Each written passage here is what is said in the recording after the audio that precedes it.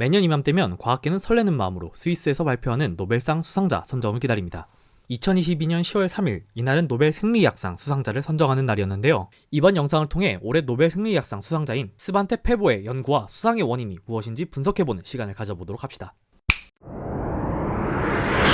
피콜라 1980년대 스반테 페보는 스웨덴 웁살라 대학에서 면역 분야의 박사과정을 밟는 중 본인이 정말로 하고 싶었던 이집트학을 담당 교수 몰래 작업한 것이 이 모든 것의 시작이었습니다. 그의 비밀 작업은 바로 미라의 표본에서 미라의 DNA를 빼내는 일이었죠. 이 시기까지만 해도 오늘날처럼 DNA를 증폭하기가 쉬운 것도 아니었고, 더 나아가 그 정보를 파악하기도 꽤 어려운 작업이었죠. 그렇기 때문에 이 시절 연구진들은 DNA 길이가 길고 한 세포에 하나밖에 없는 세포의 핵 DNA를 이용하기보다 비교적 길이도 짧고 같은 DNA가 세포 내에 여러 개 있는 미토콘드리아의 유전 정보를 파악하는 것을 목적으로 했습니다. 여기서 미토콘드리아는 세포 내 발전소 역할을 담당하는 세포 소기관으로 우리가 섭취한 당분을 세포가 이용 가능한 에너지로 바꾸는 역할을 수행하는 기관입니다. 여기서 기억하셔야 할 점은 이 미토콘드리아는 오직 어머니로부터만 전달받으며 미토콘드리아 내부에는 스스로 필요한 부품을 만들도록 DNA가 존재한다는 사실입니다. 다시 돌아서 이때 페보는 그 시절 최신 기술이었던 PCR을 통해 유골 DNA 증폭을 최초로 시도하고 분석하면서 고유전체학의 포문을 열게 되었습니다. 고유전체학의 포문을 열었음에도 불구하고 유골의 DNA만을 얻어내기는 하늘의 별 따기였습니다. 그 이유는 유해의 DNA뿐만 아니라 주변에 존재하던 생물들 또는 발굴자의 DNA 등이 남아있기 때문에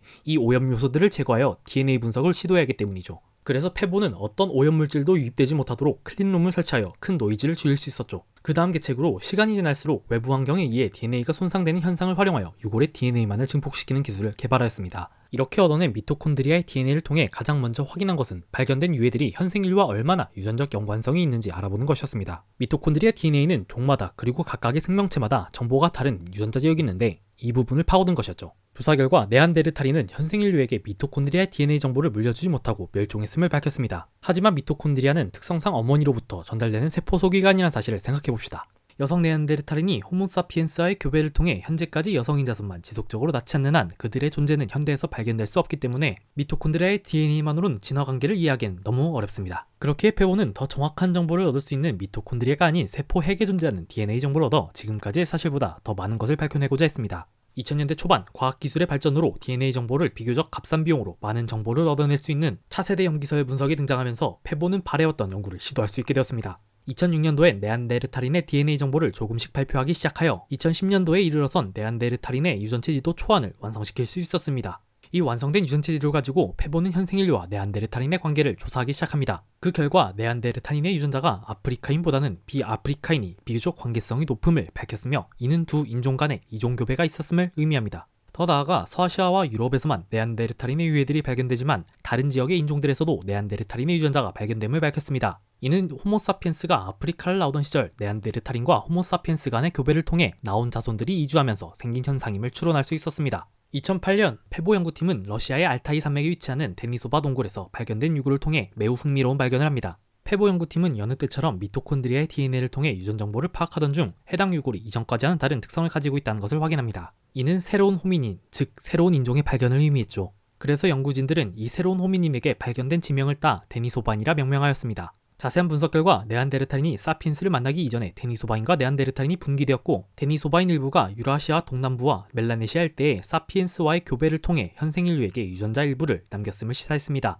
이러한 유전적 분석들을 통해 인류학 연구가 박차를 가하게 되며 다양한 연구팀들은 이제 새로운 연구 방향을 잡게 되는데요. 그것은 바로 다른 호미닌들로부터 현생인류는 무엇을 얻었는가입니다. 우선 비아프리카인들의 DNA의 약 1에서 2%는 네안데르탈인의 DNA가 남아있으며 전 인류가 가진 네안데르탈인의 유전자를 모두 모으면 네안데르탈인의 40%가 인간의 몸에 남아있다고 합니다. 또한 멜라네시아, 즉 뉴기니 섬과 태평양 일대의 섬에 살고 있는 현생인류는 데니소바인의 약 4에서 6%의 유전자를 물려받았음을 밝혔습니다. 그 대부분의 유전자는 진화의 개념에 따라 우연과 선택적인 환경에 의해 살아남은 개체만이 가지고 있는 유전자들입니다. 즉 사피엔스가 아닌 다른 호미닌들이 물려준 유전자 일부는 생활환경에 적응하도록 살아남았을 것이란 뜻이기도 하죠. 그 중에 대표적인 유산들로 선천적 면역 반응 중 미생물과 알러지원의 침입을 인지하는 톨 유사수용체 6번, 1번, 10번 유전자 클러스터가 네안데르탈인과 데니소바인에게 물려받은 것입니다. 또한 일부 현생인류의 3번 염색체와 12번 염색체에 바이러스를 인지하여 대응하라는 신호물질을 만들어주는 OAS라는 유전자를 네안데르탈인으로부터 받았음을 찾아냈습니다. 해당 위치에 존재하는 OAS 유전자는 아직도 진행 중인 코로나 바이러스에 민감하게 반응하여 호흡부전의 위협을 받을 수 있다고 알려져 있죠. 마지막으로 티베트인들이 히말라야에서 고산병에 걸리지 않은 이유로 알려진 EPAS1이라는 유전자는 데니소바인이 물려준 것임을 찾아냈습니다. 일반인들은 산소가 부족하면 산소를 운반하는 적혈구를 마구 생산하여 고산병에 걸리게 되지만 EPAS1을 가지고 있는 티베트인들의 경우 생체의 대사를 조절하여 충분히 산소를 공급할 수 있도록 하기 때문에 고산병을 피할 수 있는 것이죠. 마치 스타크래프트에서 본진의 자원이 말라갈 때 일꾼만 찍어내는 게 일반이라면 멀티의 자원 수집 건물을 짓도록 해주는 게 EPAS1인 것이죠. 지금까지 우리는 페보가 문을 연 고유전체학이 어떻게 발전했으며 어느 정도까지 연구가 진행되었는지에 대해 간략히 알아보았습니다. 이제부터는 어떤 요소가 페보를 노벨상에 다가갈 수 있었는지에 대해 이야기해봅시다. 최근에 노벨 생리학상의 경우 혼자서 상을 수상한 일은 많지 않지만 페보는 당당히 단독 수상이라는 영예를 얻을 수 있었습니다. 가장 큰 요소는 인류학 중 고유전체 학문에서 페보는 범접할 수 없는 연구를 해온 독보적인 창시자라는 것입니다. 현대 생명과학에서 혼자서 논문을 써서 저널에 등재한다는 일은 꽤 드문 일로 이런 것들이 가능했다면 그 상황은 크게 두 가지로 나뉠 것입니다. 진짜로 해당 분야에서 천재거나 천재를 빙자한 사기꾼이거나.